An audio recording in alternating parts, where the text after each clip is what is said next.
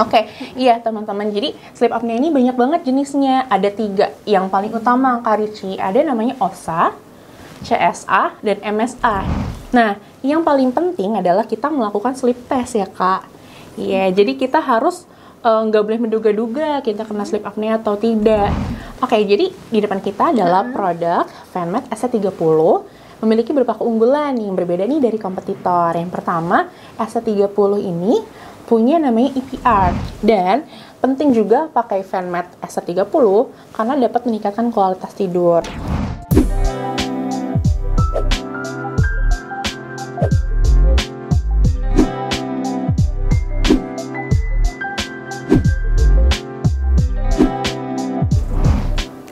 Halo semuanya, kembali lagi bersama kami di channel YouTube Galeri Medika bersama aku nih Ricci sebagai host, dan hari ini kita akan membahas topik yang lebih mendalam nih tentang gangguan tidur berat gitu. Pernah gak sih kalian atau orang terdekat mengalami gangguan tidur yang berat gitu, seperti sering terbangun tiba-tiba dengan rasa sesak atau mendengkur keras dan henti napas saat tidur gitu. Jangan anggap sepele loh teman-teman, kondisi ini bisa jadi tanda sleep apnea berat yang jika kita dibiarkan gitu dapat beresiko menyebabkan henti napas yang lama saat tidur nih. Nah, salah satu solusi yang direkomendasikan untuk mengatasi gangguan tidur ini adalah dengan menggunakan terapi BiPAP gitu ya Kak. Tapi apa sih sebenarnya BiPAP itu dan bagaimana cara kerjanya untuk membantu pernafasan saat tidur nih? Untuk menjawab semua pertanyaan ini, kita udah kedatangan narasumber spesial nih yang cantik banget di sebelah aku ya, yang akan berbagi wawasan dan juga pengalaman tentang penggunaan terapi BiPAP gitu untuk ngatasin gangguan tidur berat. Oke, langsung aja nih Kak, boleh diperkenalkan terlebih dahulu ke penonton. Baik, terima kasih Kak Ricci. Kenalin semuanya, nama aku Amelia sebagai fisioterapi respirasi dan sleep touch dari apnea tidur Kak Ricci. Oke Kak, sebelumnya terima kasih ya Kak sudah meluangkan waktunya untuk bahas dengan tema kali ini nih. Untuk mempersingkat waktu, mungkin aku mau langsung tanya aja nih Kak. Boleh Kak Ricci. Apa sih Kak gangguan tidur atau sleep apnea berat itu? Oke, jadi kalau misalkan ditanya apa sih gangguan sleep apnea tidur berat, jadi sebenarnya untuk kita tahu nih sleep apnea itu berat atau ringannya, kita harus menjalani namanya sleep test untuk tahu nih dia masuknya berat, ringan, atau sedang. Tapi sebelum masuk ke situ, kita harus tahu dulu gejalanya ya Kak Ricci ya. Jadi kan kadang ya sleep apnea itu gejalanya hampir mirip nih dengan kita sehari-hari, kayak contoh ngorok saat tidur gitu kan, terus berhenti nafas saat tidur, tapi terjadi itu beberapa kali dan sering. Selanjutnya ada sesak nafas, jadi kadang pernah nggak sih Kak Ricci tidur nih, tapi tiba-tiba sesak nafasnya terus bangun kayak habis lari maraton kayak gitu. Terengah-engah gitu. Oh iya, terengah-engah itu salah satu dari gejala sleep apnea.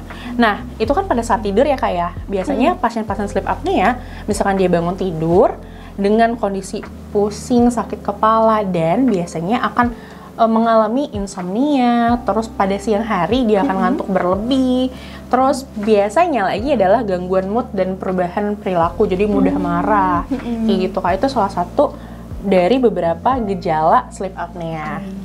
Kan aku udah lihat ya tadi gejalanya tuh banyak banget. Betul, gitu, banyak sekali. Lalu apakah ada gitu Kak jenis-jenis dari gangguan sleep apnea ini? Oke, iya teman-teman. Jadi sleep apnea ini banyak banget jenisnya. Ada 3. Yang paling utama Kak Ricci, ada namanya OSA, CSA, dan MSA. Hampir mirip-mirip ya namanya ya. Jadi kalau misalkan OSA ya Kak, OSA itu adalah obstructive sleep apnea. Terjadi ketika otot di tenggorokan nih Kak, tenggorokan kita tuh terlalu rileks saat tidur, dia terlalu rileks sehingga misalkan kayak otot lidah atau anatomi dari pangkal, misalkan kakak buka mulut nih, A gitu ya. Nanti kan kita ada kayak langit-langit yang paling ujung. Nah, ini namanya palatum. Palatumnya dia terlalu rileks sehingga kondisi rileks ini dia akan menyebabkan menutup saluran nafas gitu. Itu namanya OSA. Terjadi ketika ada otot di daerah tenggorokan yang terlalu rileks. Beda case dengan namanya central sleep apnea, CSA. Kalau CSA terjadi karena otak kita nih, sistem saraf pusat kita nggak ngirimin sinyal ke otot pernafasan untuk bernafas. Jadi adanya loss komunikasi ya antara otak sebagai sistem saraf pusat dan si otot-otot yang mengontrol pernafasan. Tadi udah 2 ya Kak. Nah, yang ketiga adalah mix. Jadi namanya mixed sleep apnea. Kondisi di mana gabungan, Kak.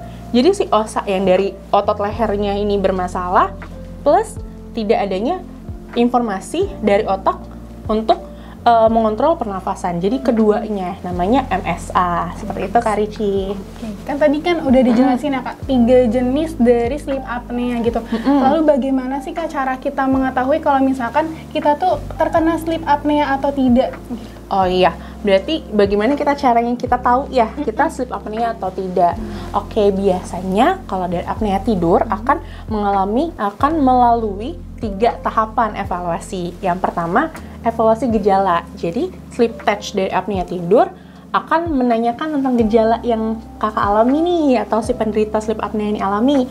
Misalkan kayak contoh tadi kan ngorok, ya terus pada saat tidur suka kebangun terengah-engah atau enggak, lalu punya masalah konsentrasi, misalnya belajar, misalkan siswa belajar atau tidak, atau adanya perubahan mood atau tidak. Jadi, lihat dari gejalanya dulu pertama. Lalu kita masuk ke screening berikutnya adalah riwayat keluarga atau riwayat kesehatan.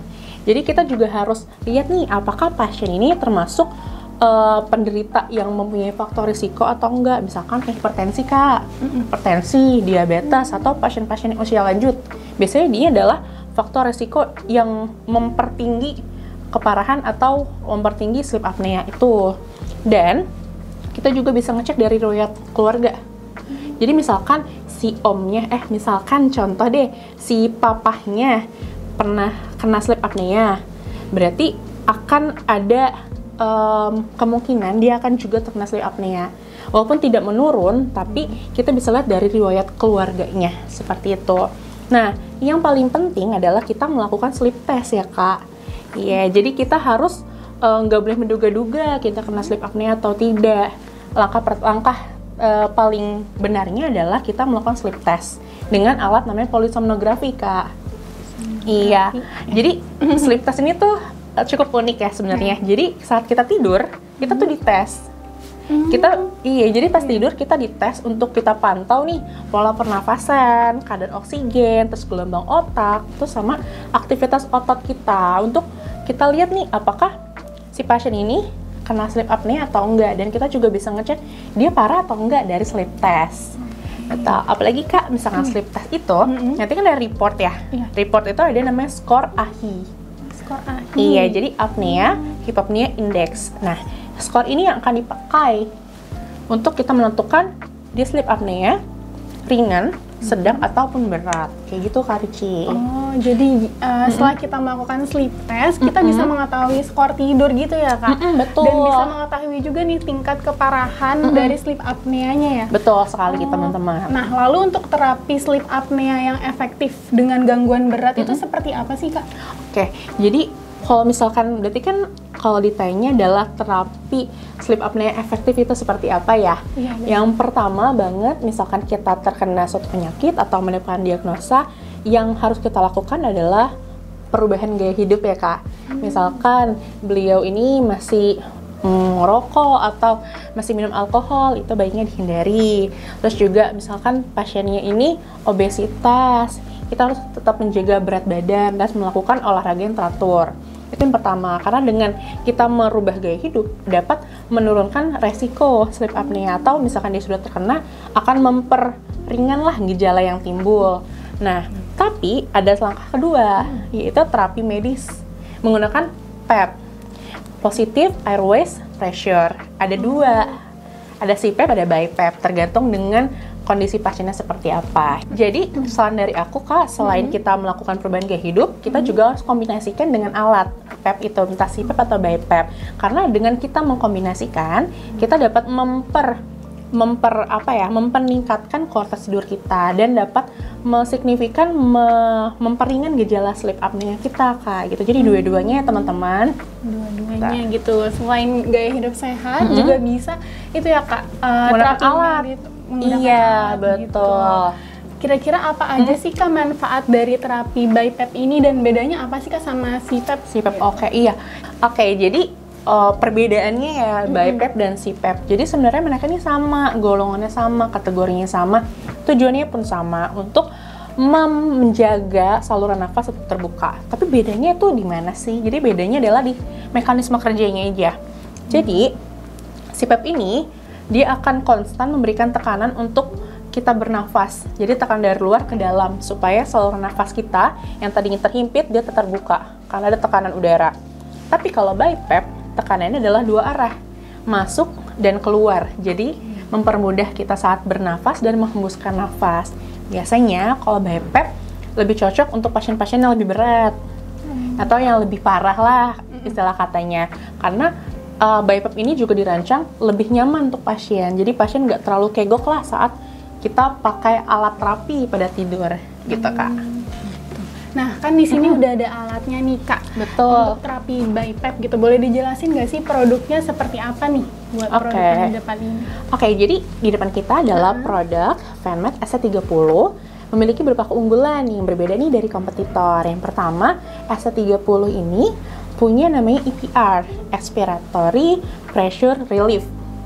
Jadi tadi kan yang tadi kita jelasin ya Kak, bahwa BiPAP ini dua arah saat tarik nafas dan buang nafas. Biasanya pasien akan kegok saat buang nafas karena diberi tekanan, jadi bingung nih buang nafasnya seperti apa. Tapi fitur dari Fenmed adalah mempermudah itu. Jadi pasien lebih nyaman dengan kita pakai teknologi Expiratory Pressure Relief. Kita bisa adjust mau senyaman apa atau mau kurangin pressure-nya atau tidaknya, seperti itu. Lalu selanjutnya dari tampilan kita menggunakan layar TFT dengan 2,8 inci dan saat kita pakai alat ini akan menampilkan grafik arus serta tekanan udara secara real time. Jadi saat kita pakai kita bisa tahu nih, oh arusnya seperti ini, oh tekanan udara saat ini kita misalkan di angka 15 gitu secara real time. Lalu selanjutnya Fenmed SC30 juga mempunyai fitur namanya Auto Leak dan kompensasi ketinggian. Jadi misalkan kita pindah tempat nih Kak, misalkan kalau di Jakarta kan ketinggiannya bukan kayak puncak ya. Jadi kelembapannya pun akan beda nih, misalkan kita lagi di puncak Bogor. Tapi misalkan kita bawa alat ini ke puncak Bogor, alat ini akan langsung mengintegrasi perubahan kelembapan udara, perubahan ketinggian, dan akan mengintegrasi semuanya seperti itu. Jadi dia bisa mengadjust kelembapan dari udara yang keluar dari alat. Gitu, Kak. Jadi menyesuaikan gitu ya Kak? Betul, menyesuaikan dari permukaan ketinggian si tempat tinggal pasien gitu. Dan alat ini sudah termasuk dan humidifier ke di dalamnya. Jadi humidifier itu kan fungsinya untuk melembabkan. Kadang ya kita nih kalau misalkan di motor sambil ngomong, karena udara nih mulut sama hidungnya kan kering ya. Sama alat ini juga kan memberikan tekanan udara terus-menerus saat tidur. Akan ada resiko kering tenggorokan, mulut, hidung. Tapi di Fenmed SC30 produk ini mempunyai humidifier yang sudah terintegrasi. Jadi kita bisa atur kelembapannya. Jadi saat kita bangun pun kita nggak kering yang kayak habis naik motor jauh gitu ya Kak. Kayak gitu. Lalu juga alat ini sudah all package.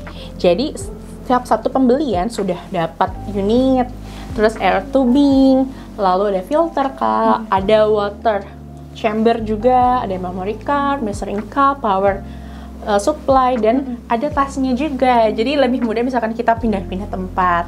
Plus, setiap pembelian Fenmed SC30 sudah free dengan masker. Jadi bisa langsung pakai, nggak yang beli unitnya aja tapi maskernya nggak di luar gitu ya? Di luar package. Jadi beli satu udah dapat semuanya. Lengkap banget ya Kak? Betul, lengkap. Jadi kita mau misalkan pakai malam itu juga langsung bisa dipakai, betul ya Kak ya. Dan satu lagi Kak Ricci, jadi Fenmed SC30 ini penyimpanannya lama, bisa bertahun-tahun. Kalau kompetitor lain biasanya ada terbatasan dari penyimpanan data. Kalau kita lebih lama, bisa bertahun-tahun. Jadi misalkan kakak mau ngecek nih riwayat pasiennya 2 tahun yang lalu atau misalkan 18 bulan yang lalu, masih bisa kita evaluasi. Jadi jangka penyimpanannya panjang sekali Kak. Bisa bertahun-tahun ya Kak? Betul. Lalu cara menggunakannya bagaimana sih Kak? Kalau misalkan buat pasien yang baru gitu, baru mau pakai. Misalkan dia baru ya, baru kediagnosa terus bingung kan biasanya pasien tuh. Iya, jadi yang pertama untuk persiapan perangkat nih, kita harus letakin dulu nih. Misalkan kita baru beli, malam ini mau pakai, kita harus siapin dulu perangkatnya.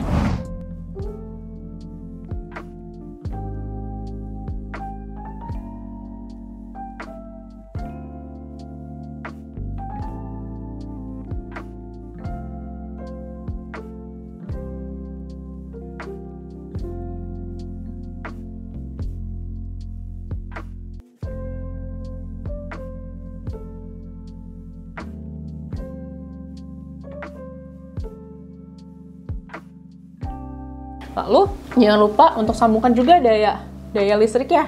Daya listriknya ke sumber listrik.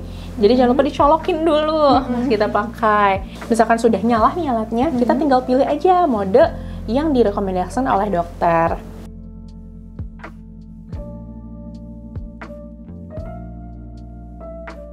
Nah, misalnya sudah nih Kak, kita sudah pilih mode terapinya, sudah dong alatnya sudah siap ya.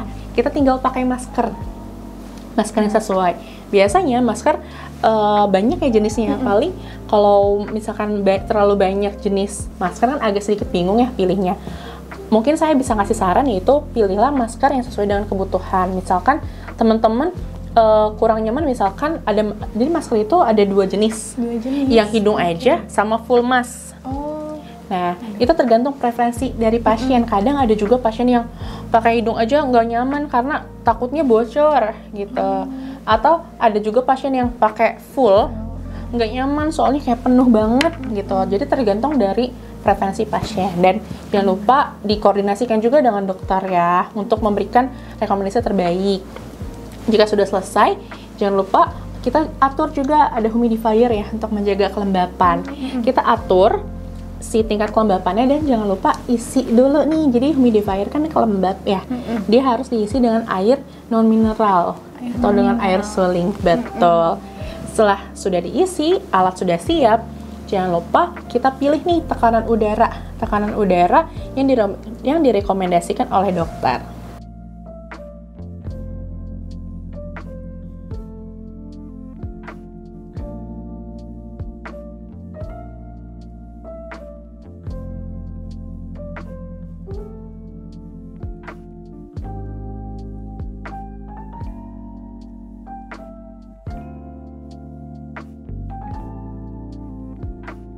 Lalu, jika sudah selesai, sudah bisa dipakai, Kak. Seperti itu. Dan tapi jangan lupa teman-teman, BiPAP FanMed ST30 digunakan pada malam hari ya teman-teman, pada saat tidur. Nah kan tadi udah dijelasin ya Kak, dari segi fitur, produk, dan cara menggunakannya gitu. Aku mau tanya lagi nih Kak, untuk menggunakan alat ini apakah harus ada rekomendasi dari dokter gitu baru menggunakan alat ini, atau nggak ada gitu bisa pakai? Oke. Jadi baiknya, karena ini kan alat medis yang isinya itu adalah tekanan udara buat kita bernafas ya Kak. Jadi baiknya adalah menggunakan saran dari dokter. Karena dengan kita menggunakan rekomendasi dari dokter, sebenarnya dokter itu membantu kita mendiagnosa yang tepat. Karena dengan diagnosa, kita akan tahu nih Kak, dapat tekanannya berapa, dosis tekanan udaranya berapa. Lalu dengan rekomendasi dokter juga, kita bisa melakukan evaluasi. Karena biasanya pasien-pasien sleep apnea, dia udah sleep test nih, udah pakai alat, terus nggak berhenti sampai situ aja. Jadi biasanya akan ada evaluasi per bulan atau per 2 minggu ke dokter untuk mengevaluasi apakah tekanan ini cocok untuk pasien, atau pasien selama 1 bulan ini sudah ada perubahan sehingga bisa diturunkan tekanannya, atau memang ternyata pasien ini kayaknya masih parah deh, perlu ditingkatin lagi gitu. Jadi biar bisa ada evaluasi lanjutannya. Seperti itu Kak Rici. Oke Kak, boleh dijelasin nggak sih Kak, dalam alatnya ada beberapa mode terapi gitu. Jadi yang cocok untuk gangguan sleep apnea berat bisa pakai mode apa sih Kak? Oke, jadi misalkan yang cocok yang mana, sebenarnya kita harus dengan koordinasi dengan dokter ya. Kita harus konsul juga dengan dokter untuk pemilihan mode yang tepat seperti apa. Paling aku jelaskan mode-modenya kali ya Kak. Jadi modenya itu ada beberapa. Ada CPAP, Auto CPAP, ada S mode, T mode, ST mode, dan IPCV. Banyak juga ya Kak modenya. Banyak banget. Nah, jadi masing-masing ini fungsinya beda-beda ya Kak. Jadi misalkan contoh teman-teman butuh ada namanya fitur CPAP. CPAP itu memberikan tekanan udara konstan selama inspirasi. CPAP, jadi dia memberikan konstan, misalkan dia angkanya adalah 10 tekanannya. Selama kita tidur, dia akan memberikan 10 terus Kak. Nggak mulai dari 4 atau nggak mulai dari 20, enggak. Dia akan 10 terus konstan. Stagnan gitu ya? Stagnan, betul. Kalau auto CPAP, temennya, dia disesuaikan tekanan udaranya dengan kebutuhan pasien. Jadi biasanya nih pasien-pasien awal yang misalkan dia dapat dosis 10. Biasanya kalau 10 itu kan lumayan kencang ya Kak saat kita tidur, apalagi pasien baru terus tidur dengan pakai masker dan ada tekanan udara yang masuk, biasanya dia akan kaget atau jadi deg-degan atau jadi nggak bisa tidur. Biasanya akan pakai auto CPAP dulu, biar dia terbiasa dulu nih, mulai dari yang rendah sampai ke tinggi. Jadi pakai auto CPAP. Seperti itu. Lalu ada S mode. S mode itu memberikan tekanan pada saat kita bernafas. Kalau T mode pada saat kita buang nafas. Ada nih kombinasi dari ST mode, jadi namanya ST mode. Jadi dia memberikan tekanan yang berbeda saat kita nafas dan buang nafas.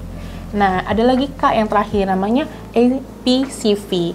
Iya, dia ini adaptif. Ya, jadi dia tuh namanya Adaptive Pressure Control Ventilation. Jadi fungsinya adalah menyesuaikan tekanan udara berdasarkan pola nafas. Jadi misalkan pasien ini pola nafasnya rendah atau pola nafasnya lambat, dia akan membantu memperbaiki pola nafas sehingga pola nafasnya menjadi normal atau mendekati normal, dibantu jadinya kayak gitu Kak. Nah, boleh dijelasin lagi nggak sih Kak lebih detailnya untuk fitur pada alat ini nih? Bagaimana sih cara kerja si rem time? Oke, rem time ya. Betul, jadi rem time itu sebenarnya waktu menuju. Nah, kalau rem time ini adalah jadi dia tuh waktu, jadi kakak dikasih jeda biasanya 0 sampai 45 menit. Supaya apa sih? Supaya kakak nyaman dulu nih dengan tekanan yang ada. Nanti sampai di 45 menit saat kakak udah mulai tidur mungkin ya. Pas kakak udah mulai tidur, dia akan langsung memberikan tekanan yang semestinya. Jadi adalah waktu kita menuju ke dosis gitu Kak. Supaya kakak nyaman dulu, terus supaya kakak tidurnya pules dulu, baru dia naik pelan-pelan. Kayak gitu tuh rem time. Untuk alat ini apakah bisa Kak digunakan untuk gangguan pernapasan lain selain sleep apnea gitu? Oke. Sebenarnya kalau VanMed ST30 ini bisa nih Kak digunakan untuk pasien-pasien di lain sleep apnea. Karena memang fiturnya beda-beda ya, banyak ya, betul ya. Dan contoh nih, misalkan tadi kan ada S mode ya. S mode itu kan kita memberikan tekanan pada saat kita inspirasi. Ini cocok banget tuh pasien-pasien yang mempunyai penyakit atau gangguan neuromuskular, misalkan pasien stroke dengan impairment-nya adalah kelemahan pernafasan, kelemahan otot nafas. Itu bisa pakai S mode. Lalu ada namanya T mode. T mode ini adalah cocok untuk pasien-pasien yang mengalami kesulitan pada saat buang nafas. Misalkan contoh orang asma.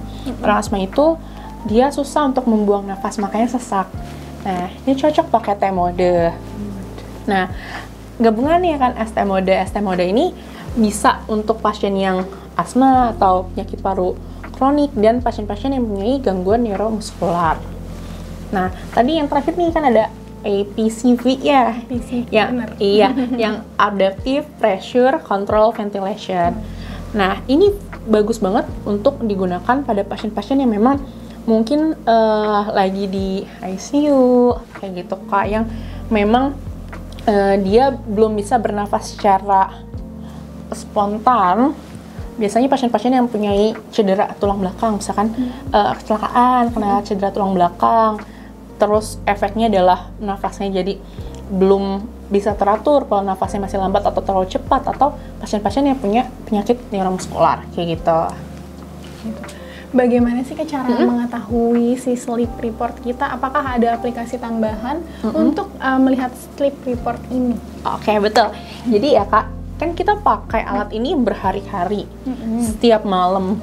Nah, alat ini akan merekam dan akan menghasilkan report. Jadi teman-teman nanti di dalam alat ini tuh ada yang namanya SD card ya Kak. Jadi teman-teman bisa nih masukkan SD card teman-teman ke software kita, namanya Dream Sleep. Jadi teman-teman tinggal masukin aja, nanti akan ada instruksi untuk nge-print atau melihat report dari sleep kita. Nanti akan ketahuan nih semuanya, apakah kakak ada perbaikan, apakah pasien ini ahinya tetap tinggi atau sudah rendah, atau masih di situ-situ aja. Teman-teman akan melihat secara detail tentang kondisi tidur teman-teman di situ. Ada SD card-nya gitu ya jadinya. Betul. Untuk alat BiPAP ini memiliki jenis masker apa aja sih Kak? Terus apakah merek lain bisa kompatibel dengan si produk ini? Oke, jadi kalau VanMed dia lebih spesifik sebenarnya. Untuk pemilihan maskernya ada full mask dan nose mask. Jadi yang full wajah, lalu yang hidung aja. itu tergantung juga misalkan dari preferensi pasien mau yang kayak gimana. Dan misalkan ditanya, Kak, ini kompatibel nggak dengan masker brand lain? Kalau saya sarankan sih sebenarnya gunakan sesuai dengan brandnya, karena kita nggak tahu nih yang teman-teman pakai brand apa dan spesifikasinya seperti apa. Takutnya ada kebocoran dalam masker gitu kan. Kalau misalkan bocor, jadi nggak efektif dong ya terapi kita malam ini gitu kan.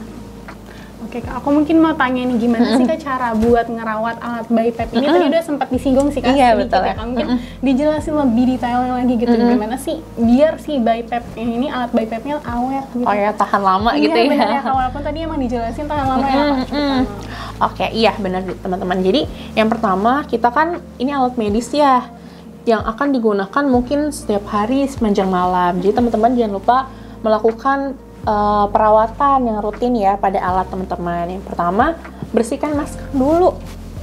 Iya, jangan sampai kita pakai masker setiap hari, setiap malam dipakai, terus kan takutnya ada kotoran, ada residu yang numpuk kayak gitu. Jadi bisa dibersihkan dengan sabun, dengan air hangat, dengan kalau misalkan aku saranin sih sebenarnya jangan pakai deterjen yang keras ya, pakai sabun tangan aja yang lebih light. Iya, pakai air hangat juga. Terus ganti filter Kak. Jadi kalau di alat ini biasanya kan ada filter. Jadi baiknya filter digunakan atau dipakai dan diganti selama 2-4 minggu. Nah, jadi filternya itu ada filter luar, ada filter dalam Kak. Kalau yang luar 2-4 minggu bisa diganti. Kalau yang dalam dia bisa dicuci aja. Dicuci, setiap minggu dicuci. Nanti misalkan sudah 6 bulan sekali baru diganti. Gitu. Nah, oh iya, kan ini ya, dia kan ada humidifier di dalamnya ya Kak. Jadi humidifier itu kan isinya air non mineral. Nah, teman-teman jangan lupa dibersihkan juga tangkinya, bersih, jangan sampai ada kerak-kerak. Dan baiknya setiap malam tuh diganti airnya. Jangan sampai teman-teman males karena ngerasa kemarin malam masih banyak airnya terus dipakai hari ini. Jangan sampai, harus diganti. Setiap pemakaian diganti supaya lebih hygiene juga ya Kak ya. Terus supaya nggak ada kerak-kerak yang timbul. Terus jangan lupa juga Kak, ini kan kita ada selang yang langsung dikoneksikan dengan masker. Selangnya juga jangan lupa dicek, takutnya ada residu-residu yang nempel nanti malah terhirup sama kita. Dikhawatirkan penting buat dibersihin ya bener, karena kan dia sebagai jalan buat udara atau tekanan masuk hidung ya, kayak gitu. Dan jangan lupa juga mesinnya itu diletakkan di tempat yang stabil, jangan sampai naruhnya sembarangan jatuh rusak.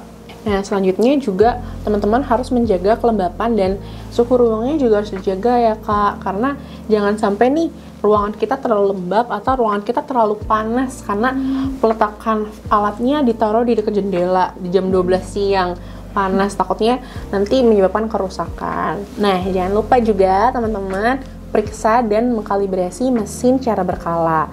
Jadi, dan misalkan teman-teman ada kerusakan atau adanya human error atau tiba-tiba mesinnya error, teman-teman bisa langsung hubungi apnea tidur dan bisa koordinasi dengan Galeri Medika untuk kita sambungkan dengan teknisi dari Venmed. Seperti itu Kak. Oke, wah menarik banget dan seru banget ya Kak pembahasan kali ini. Tadi udah dijelasin gejala sleep apnea, juga cara menggunakan dan juga merawat si alat BiPAP-nya ini ya Kak. Nah, untuk pertanyaan terakhir mungkin boleh nih Kak dijelasin kesimpulannya kenapa sih kita harus pakai alat ini untuk mengatasi si sleep apnea tadi.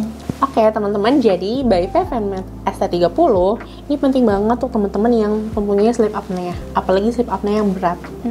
Dan kenapa? Karena alat ini dapat mengatasi gangguan tidur yang berat seperti sleep apnea atau kondisi pernapasan lainnya.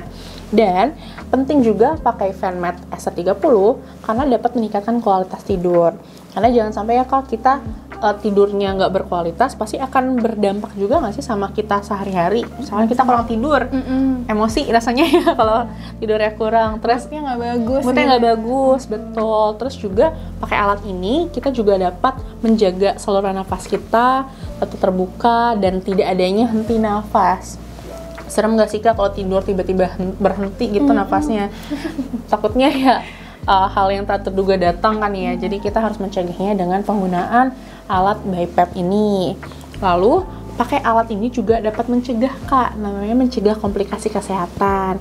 Apalagi kan tadi banyak ya alat ini tuh bisa untuk kasus yang non sleep apnea dan juga bisa mencegah terjadi komplikasi yang lebih parah.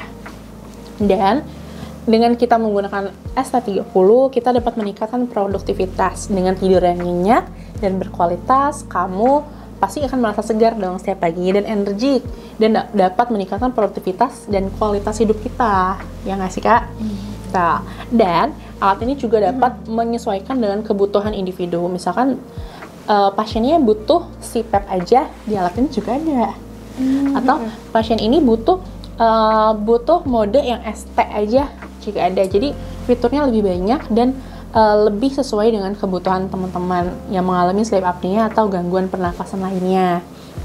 Dan yang paling penting adalah jadi FanMed ini penyimpanannya tuh besar, jadi bisa lama Kak. Misalkan Kakak mau cek pemakaian Kakak di 18 bulan yang lalu, masih bisa kelihatan, masih bisa dievaluasi. Dan alat kita juga sudah terintegrasi dengan software, dengan dimana Kakak menggunakan alat ini, kita bisa memantau secara detail kondisi Kakak, kondisi tidur Kakak, dan perubahan grafik dari awal sampai akhir penggunaan itu seperti apa sih perubahan kualitas tidurnya. Seperti itu Kak. Oke Kak Amel, terima kasih ya Kak sudah memberikan kesimpulannya gitu. Terima kasih juga Kak Amel yang sudah meluangkan waktunya nih, sudah menjelaskan produk secara detail. Nah itu dia tadi pembahasan mengenai terapi tidur dengan BiPAP nih. Pastikan untuk selalu memperhatikan kualitas tidur kita ya. Jangan abaikan gejala-gejala gangguan tidur seperti sering terbangun di malam hari, merasa sangat lelah meskipun sudah tidur lama. Segera konsultasikan ke dokter jika kakaknya atau teman-teman mengalami hal-hal tersebut gitu. Nah, buat teman-teman yang punya pertanyaan mengenai pembahasan ini, bisa langsung ditulis di kolom komentar ya, atau bisa hubungi kami nih di nomor yang tertera pada deskripsi video di bawah ini. Jadi buat teman-teman yang tertarik ingin membeli produk ini, bisa banget nih langsung kunjungi web resmi kami di galerimedica.com, dan jangan lupa like, share, dan subscribe gitu, biar kalian nggak ketinggalan nih info-info dan juga video-video yang ada di Galeri Medica gitu. Sampai jumpa di video berikutnya. See you.